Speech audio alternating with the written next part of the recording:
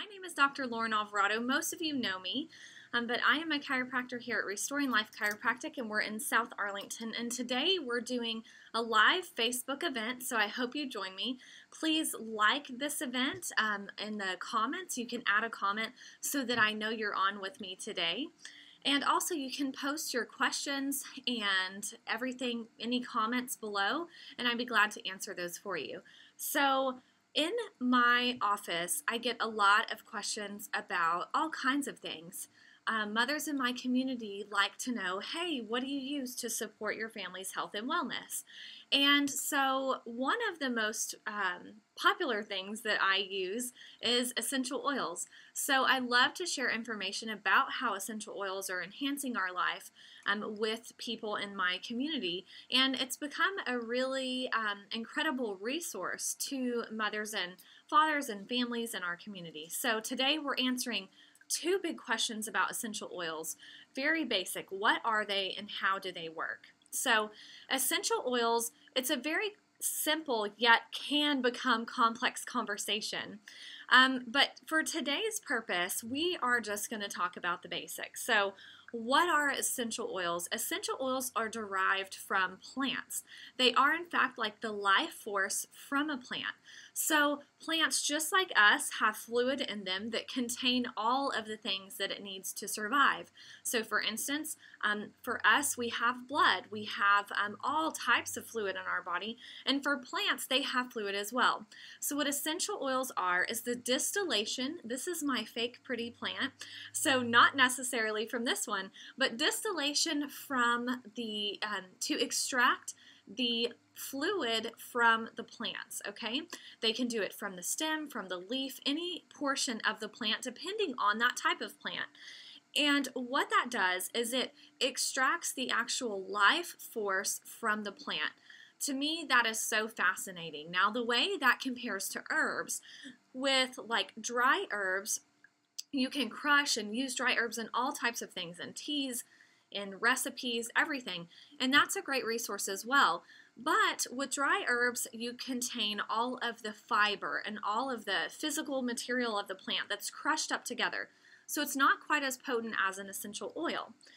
Another thing about essential oils, when we're talking about what are they, that really fascinates me, is not just that they are the life force of the plant, but how they impact the body. So when we talk about how to use essential oils, there's 3 different ways to use them, and I'd like you to understand how to use them so you can understand how they impact the body. So one major way to use them is actually to diffuse them. I'll show you a diffuser. So this is one that we use in our office, and this takes the oil and you put water in here as well as the oil, and it diffuses the particles of the oil into the air.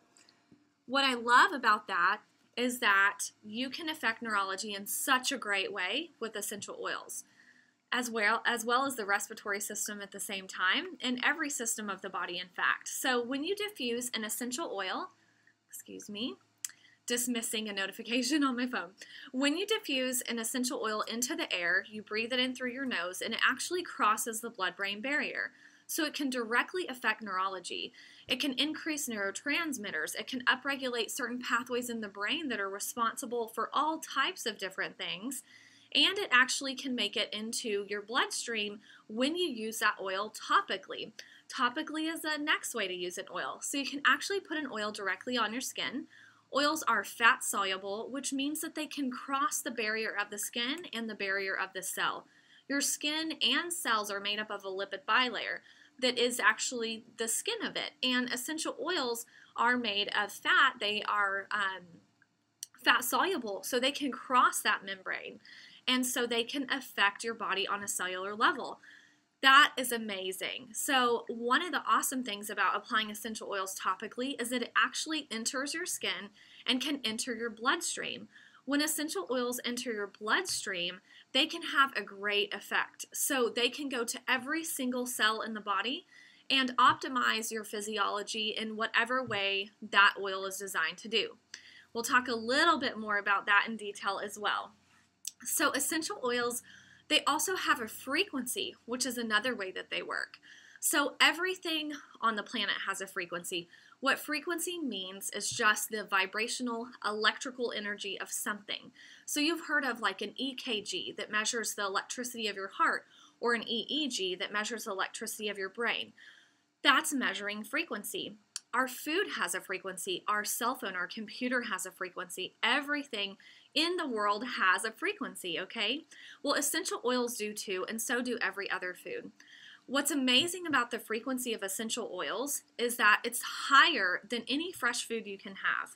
So fresh foods have frequencies from about 20 to 27. Canned foods and processed foods have a frequency of 0. There's absolutely no life force in processed food or canned food. Fresh herbs go up to about 27 in frequency. Essential oils begin at 52 and can go up to 320 megahertz in frequency. So essential oils essentially have the biggest impact on the frequency of your body. Now, what does frequency mean to you? You kind of know what frequency means now, but what does it mean to your actual health? Well, every human being has an optimal frequency, anywhere between, I believe, 62 to 68. Well, as our frequency drops, our body becomes more susceptible to illness. Actually, once you get to about 52 megahertz in frequency, when you start to have that decline, that's when the common cold and flu type symptoms can come in. And then once you get below that, things like cancer can come into the body and affect you. So keeping your frequency as high as possible is a wonderful thing that you can do to optimize your health. And essential oils have the ability to do that more than any fresh food that you could possibly have. Essential oils are actually considered, they say, is man's first medicine. Now, as a chiropractor, I don't specialize in medicine whatsoever. I don't specialize in sick care whatsoever. I specialize in wellness and in innate intelligence. And what that means is that I specialize in how the body is intended to function and how to enhance that. I do that through chiropractic care for my community, but I also do that through essential oil knowledge and education for my family, and I've now begun to share that with my community because of the impact it's had on our health and wellness. So it being man's first medicine actually gives you a new outlook on how essential oils go back in date to very ancient days. They're actually recorded in the Bible, and even before Jesus came, essential oils were used. So they're a great asset that you can add to you and your family. Now, what I'd like to cover is one more way that you can use essential oils. So many people diffuse it and use it topically, and some people actually use essential oils internally. This is one of my favorite ways to use essential oils because you can get oils deep into the body to actually go through the stomach, intestines, and everything. I love that. So you can use essential oils in tea. You can also put them in capsules with a carrier oil like coconut oil. And some people decide to do that whenever they're having maybe an immune challenge that needs a little bit of extra help. They're getting adjusted, they're doing everything, but they need a little bit more to help their body overcome that.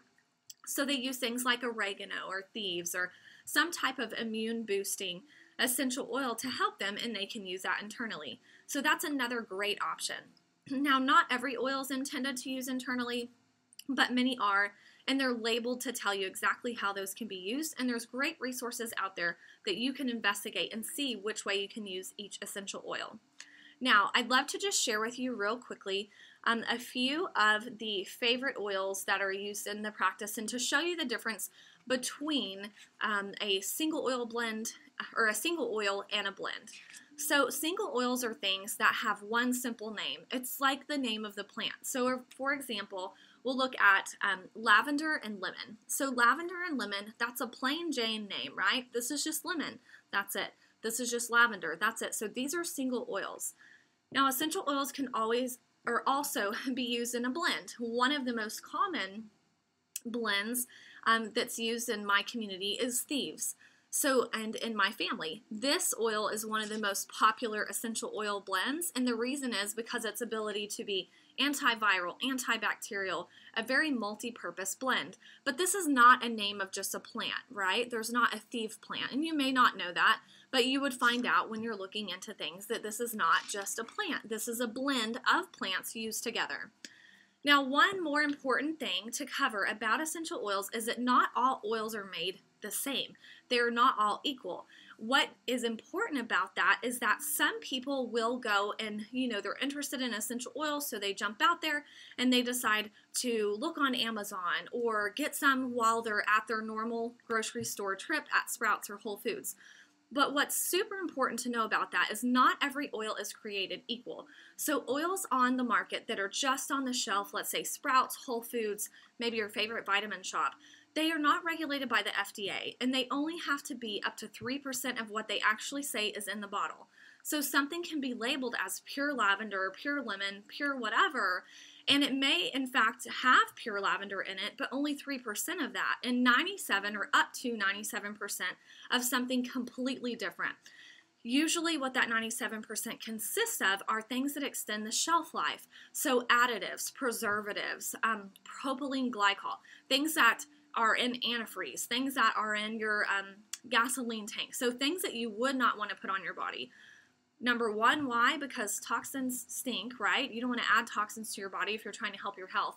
Number two, we talked about how oils work. They cross the blood-brain barrier, they can get into your bloodstream, and they can reach every organ cell in your body. So you definitely don't want to use a pure oil and bring all this extra crud in your body with it. So finding a pure brand is very important. Now for me, there's one brand in particular that I trust and I feel comfortable recommending to all of my community, and that is Young Living.